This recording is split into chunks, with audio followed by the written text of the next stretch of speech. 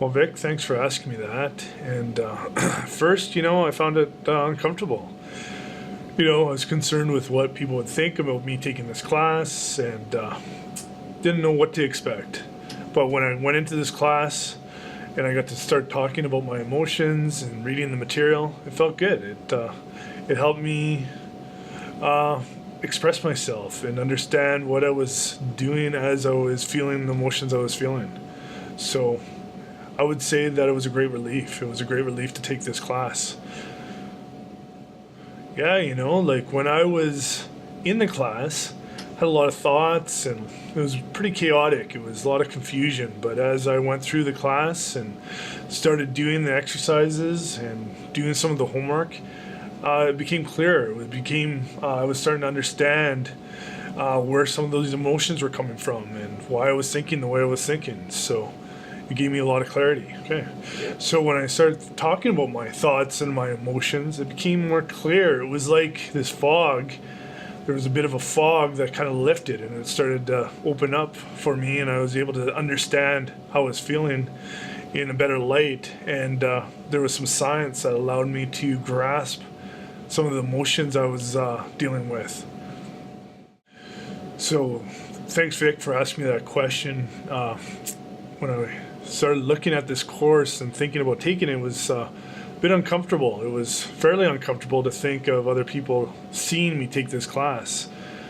So there was a bit of a stigma that I had to overcome in myself and then also in what other people thought. But as I took this class and started reading through the material, it just became clearer, and the awkwardness and the uncomfortable, being so uncomfortable, started just to lift off me, and I started to be able to think better. My emotions and my thoughts, they became clearer, and I just felt better. I felt relieved at the end of it. When I started to talk about my emotions, it became more clear to me. Instead of them staying inside of me, I just be able to express them better and process through them better. My first experience with engagement came when I heard of others share parts of their life in an honest and vulnerable way. So that was really moving for me. And so that's like when I realized I wanted to learn more. And when I started to realize more and started to engage more in these meetings with the people, it's when I started to feel peaceful and good.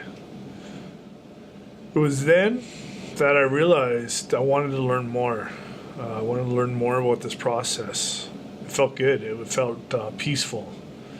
As I engaged with one of my coworkers and we just started talking to each other, I just felt connected to that person. I felt like we had a bond that we didn't have previously.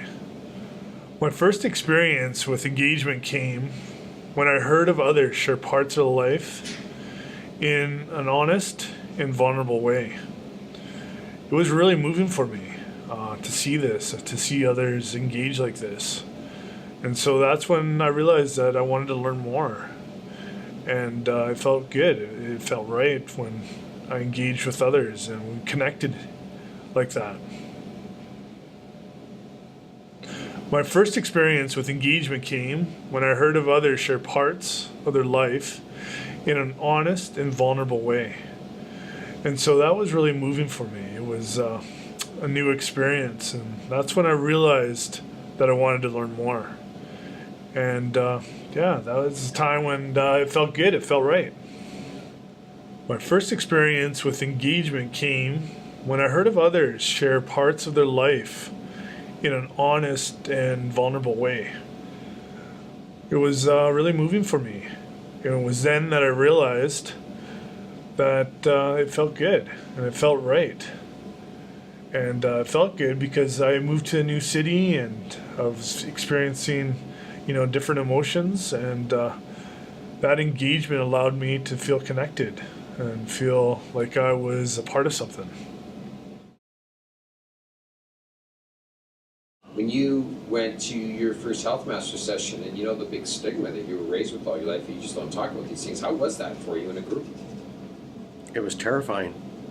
I was so afraid of what people would think, that they would judge me or think less of me. And I felt in order to be liked by other people, I had to put on this person who really wasn't who I am, because the person who I really was or am is a mixture of all these different emotions and how I see myself. And So what was that experience like for you when you went into that room and there was an engagement going on within the group, but you weren't part of it? oh yeah, when I'm listening to men actually talk about what's going on the inside of them and sharing their feelings, I was sitting out objectively looking at this and terrified of coming into this group and engaging, because I had this mentality that I was like a mouse and I didn't deserve to have the things that other people had. And so I lived in fear all my life. I was always hiding. And I could feel that. I look back now and I remember how I felt back then, because over the last number of years, there's been such a transition to where I don't see myself that way anymore. And now, when I start sharing how I truly feel with other people, it draws people closer to me. It actually doesn't push them away.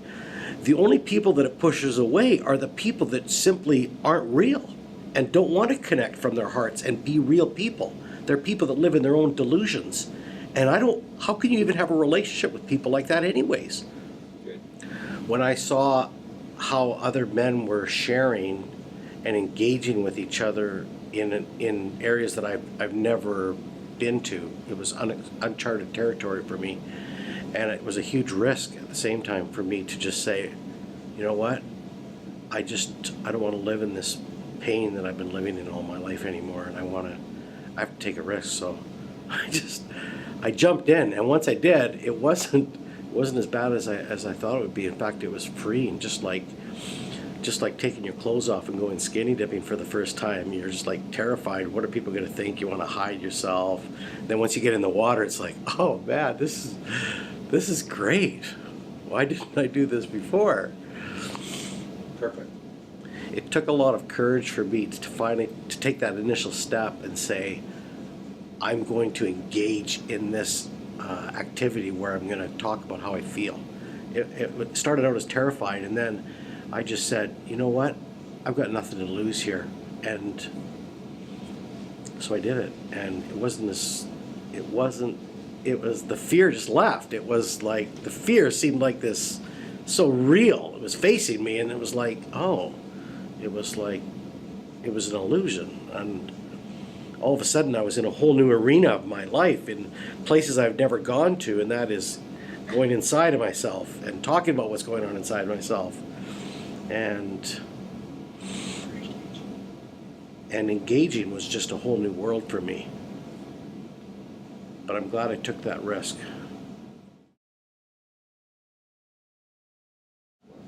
Yeah, for sure. Lots of times I just felt like the things I was feeling weren't okay, weren't appropriate to share. I felt like I was too much a lot of the times, and the intensity of what I was carrying was, I couldn't let it share with anybody, especially younger. I just grown up as probably partly just the dynamic of the family I was in. I felt like I had to carry stuff, and I couldn't let it out.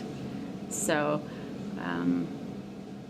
but that became super painful and really, really unmanageable. Like I couldn't do that. I couldn't function and hang on to all this stuff. Yeah, I think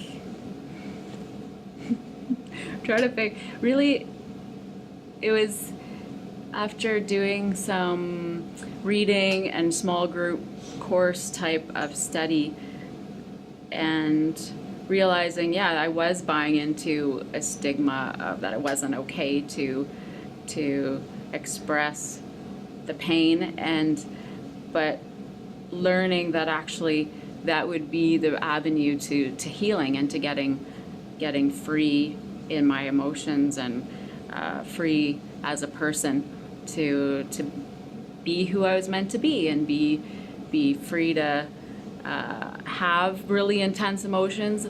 That was a big fear of mine. I wasn't allowed to be angry, kind of as a kid, and so I stuffed a lot of that, and then learning that that I didn't have to live with that stigma. I could learn how to express being angry, learn to express, let out the pain that was underneath the anger from the hurt and the things that had happened, that as I did that, then healing could come, and I could begin to regulate. I could be in control of those emotions, and learn healthier ways to manage how I Maybe was just feeling. talk about how. Yeah, I guess I didn't really think of it that way, but it's true, because after I started expressing, like feeling like it was okay and I was allowed to express the emotion, then it wasn't until afterwards that I realized kind of the power that holding it in had over me, and how restricted I was. And once I was able to start expressing truly where I was at and how I felt, then I realized I was freer. Absolutely, yeah. I felt like especially with anger, I felt like if people knew how angry I felt inside, and then I wouldn't be. That would not be okay. It just wouldn't be okay. I'd be. I don't know. I don't even. Yeah, it was just. It just felt like it wouldn't be okay. Okay. Now that I have kids, I'd say I do work or practice giving them time to say how they feel. I ask them how they're doing. Ask them. And hopefully they have more freedom than I did as a kid. You'd have to ask them really to get their take on that. But and working with them on how to process and giving them the power to be in control of themselves and their anger, their sadness, their hurt, like giving them the freedom to process the hurt they feel and disappointment and stuff. Yeah, there's definitely been times in my life, several I can think of off the top, where I felt disengaged, and even a few years ago, I've just been through a series of difficult circumstances, and loss of some community, and I was really in a place I didn't want to engage. I just wanted to withdraw and pull back, and yet found there was, realized and saw there's the need to connect and the need to engage in life to be successful, and it was important for my kids that I sort of switched the tide and made the effort to reconnect and re-engage. So it felt scary to do that, but it was based too on things I'd learned in the past about how important it is to be connected, that I just started taking the steps to reconnect and look for safe people and safe places. It was hard, actually. It was hard work at the time, because I was hurt, I was angry, I was feeling like past relationships hadn't been successful, so what would be the point of trying to make new connections, and or I felt like I wanted to find people going in the same direction or of like mind, and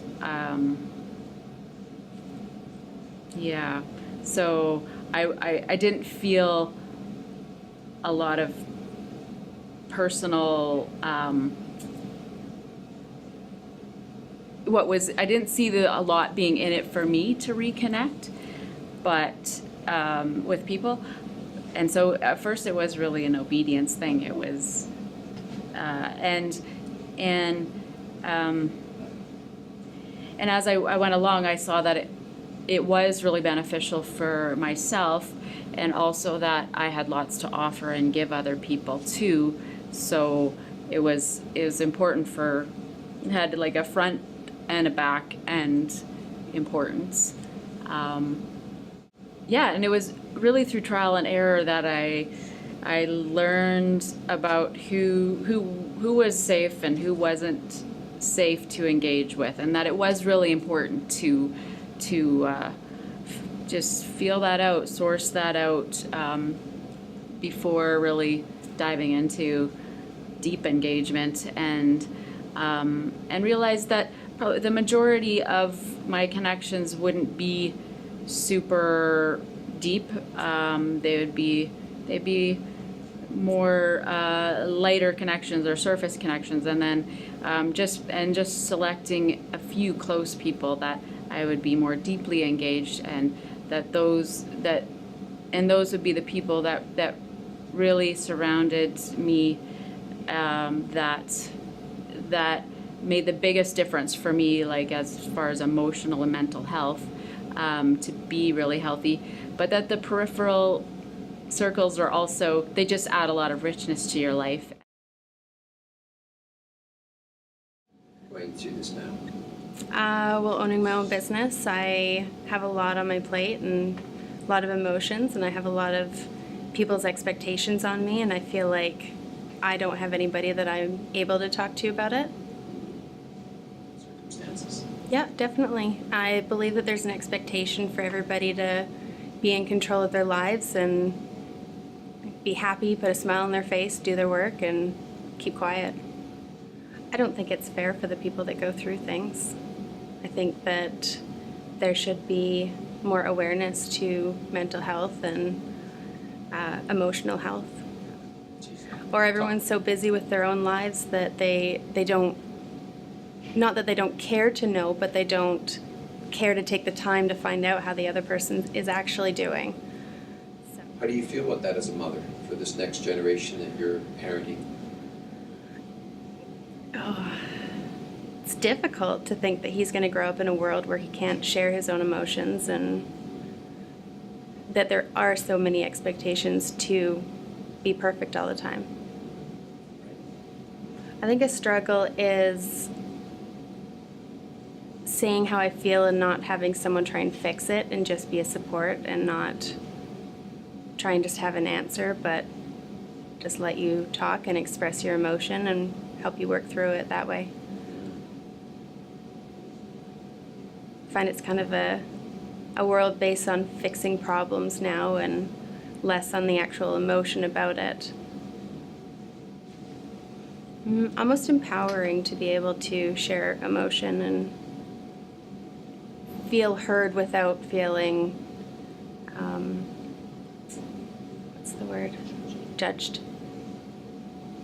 Okay. So engagement. What do you have to tell us about engagement? I feel like society in the past never encouraged enough engagement, and it caused people to lack engagement skills and becoming too comfortable being engaged or being disengaged from other people. I feel like engagement is very important, and I feel like we're missing out on the opportunity to engage regularly, causing people to be more comfortable and disconnect with the society today. Personally, I find it difficult to engage with people who aren't engaged with myself, and it causes me to feel loneliness and withdraw more. And I just find it's a vicious cycle going over and over again.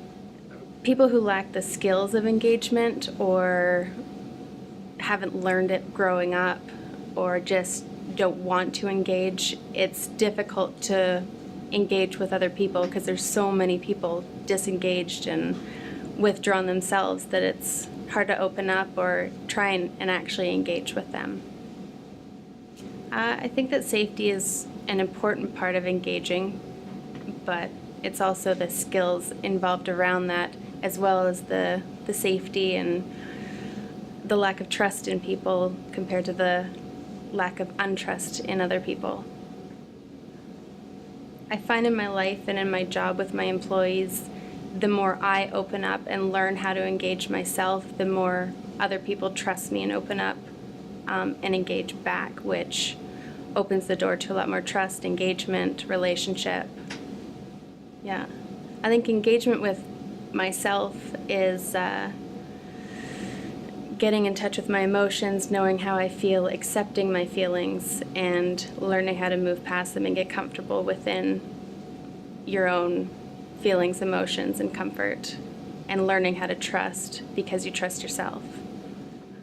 It's really about learning how to love myself, overcoming mistakes, and accepting that we're human, we're going to make them. It's a little bit more about that. I feel it's more difficult to engage with others when I'm disengaged with myself. Engaging with yourself means learning to love yourself, accepting your emotions or your mistakes, giving yourself grace to work through those emotions. I feel like it's more difficult to engage with others when I'm disengaged with myself. Engaging with myself means learning to love myself, accepting my emotions or mistakes, giving myself grace to work through my emotions while accepting my mistakes. Something I heard once, which has helped me get through my emotions, is don't forget, at the end of the day, you're human. It's okay to have a meltdown, and just don't unpack and live there. Cry it out, refocus, and then move forward to where you're heading. One thing that's helped me learn how to stay in touch with my own emotions and stay engaged with my own feelings is a quote. It says, "Don't forget you're human. It's okay to have a meltdown. Just don't unpack and live there. Cry it out, then refocus on where you're headed." I feel like we don't have permission in society to talk about emotions or feelings. I feel like there's no permission in society to talk about our feelings or emotions with others. I feel like this is an unhealthy problem, leading more and more people to disengage and hold themselves back emotionally. In my own personal experience, I've been doing my best to learn how to push through the stigma relating to engagement and disengagement with people.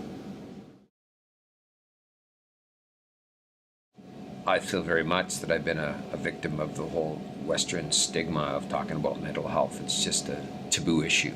You don't talk about that stuff. And I tried to function in that dysfunction for 40 years, and it just didn't work anymore until I realized that the stuff I kept inside, all my thoughts and emotions that I kept inside by not having a few intimate people that I could share it with, was keeping me a prisoner of my own psychology. And so I had no choice. I started to struggle. It was sort of like in the pre-diabetic stage, but the pre-mental health stage, and I started to struggle, and I reached out for help. And it was in a Health Master type session that I would see other people sharing, and I'm going, wow, this is like a little culture here. They're giving themselves permission to talk about things that I wasn't allowed to talk about most of my life. And so it's very freeing. And in traveling the world as well too, I see that this is not a stigma that exists all over the world. It's a Western stigma primarily, where a lot of people just, you don't talk about this. So it's also realizing that I'm not defined how other people see me. So I often come into Health Master sessions that I take 3 a year, and I realized that for me to be open and get past this mental health issue, some people are not there, but that's okay. I'm there, and I'm going to demonstrate that, and I'm going to play hard in the activities. Yeah, I very much feel that I am a victim of the whole stigma of mental health. It just was a very taboo issue for me growing up, and even well into my midlife. But recently I've discovered that there's a new guard, there's a new way out there, and it is realizing that we need to express ourselves as people. We need to talk about when I'm not feeling great, when I'm having a hard day. So I'm learning that when people say, "How you doing, Vic?" I'm going, it's a tough day, and that's not easy to do. But I'm learning how to do it. It's a slow process, but it's steady. And I'm happy I'm making these steps forward. The first time I was challenged with engaging, it was a Health Masters group, and I very much stayed in the background, but I observed the group being engaged. It was a very interesting observation because I wasn't used to it, so I wanted to make sure it was safe. And after probably by session 3, I began to try it out. Much like, when you're all jumping in the water and someone holds back and just the water's a little bit too cold for me. So I just put my toe in it and tried it out, and it was okay. I felt safe. I realized that engagement was nothing more than empathy and honesty and kindness. And when I saw that in a group, it was very powerful for me. And so I eventually started to go a little deeper till I was fully in the water, swimming with everyone else in this thing called engagement. And it was a bizarre experience for me. Okay, I'll do it one more time. Engagement for me at the very beginning was really hard, and when I was first challenged with it, I didn't participate, but I observed. I was probably in my 3rd Health Master session, and I had watched many of what I would call the forerunners in our group engage with each other, and I remember thinking, wow, are these people courageous? This is incredibly courageous that they would talk about how they feel, and a bad experience I had last week. And after observing that, I could see the empathy, the kindness, and the honesty in the room, and how intrinsic that was for me to want those things. And it just felt good, although I wasn't raised necessarily with that stuff or did that to other people much. It was something that was very powerful for me. So I knew there was something good about it, and I started doing it more and more to a point where today I've done many Health Master sessions, and I'm committed to this. This is a new way of life for me because it's healthy for me. I function better. Everything in me works better when I'm engaged with people. And I still have to work at it. I don't feel I'm there. I feel like I'm a student of it. I'm on a journey of deeper engagement.